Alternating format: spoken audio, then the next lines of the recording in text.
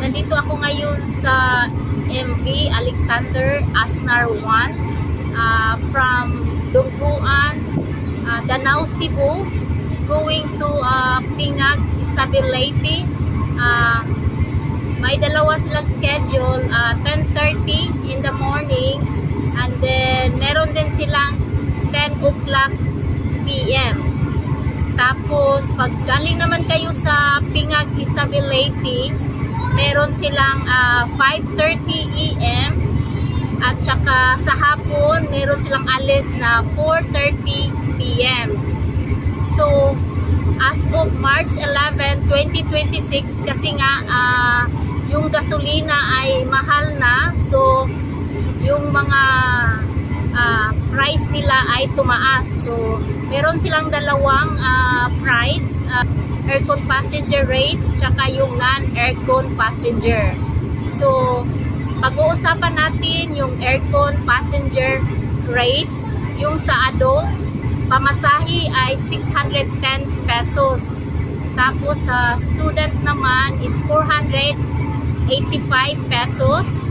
Ang senior citizen or PWD, 435 pesos.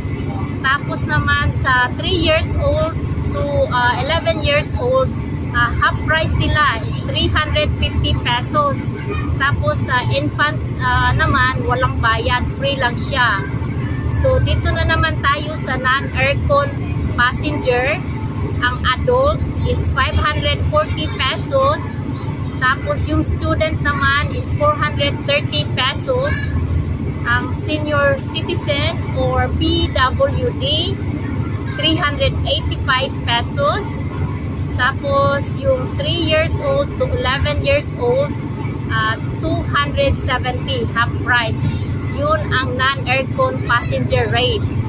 At dito naman sa sa barkong ito, kasi bago to, mga one month pa lang daw ang operation nito. So napakaganda siya, guys. Meron silang amenities such as restroom, napakalinis ng restroom nila, wifi, tsaka aircon pa siya. At nagdala kami ng sasakyan. Magkaiba yung bayad kasi nag-booking na kami through online, so iba ang bayad. So yung SUV, may dalawa kasi kaming dinala. Yung isa ay binayaran namin is 4,869.75 pesos. Tapos yung isang SUV namin, ang binayaran namin ay 4,552 pesos. Tapos meron silang additional surcharge na 1,870 pesos. Then nagbayad din kami ng online service charge ng 676.75. So pagdating namin dito sa Danau, nagbayad pa din kami ng validation doon sa tinatawag nila Cebu Port Authority. Nagbayad kami ng 500 pesos kasi dalawa yung SUV na sinasakyan namin.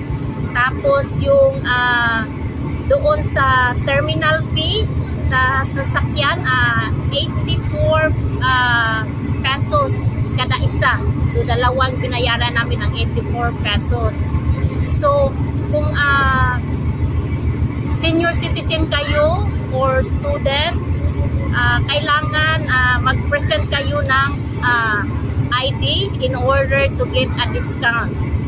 So yan lang ang update dito sa MV Alexander Asnar 1. Ipapakita ko sa inyo dito sa loob ng barkong ito. So napakaganda siya, guys.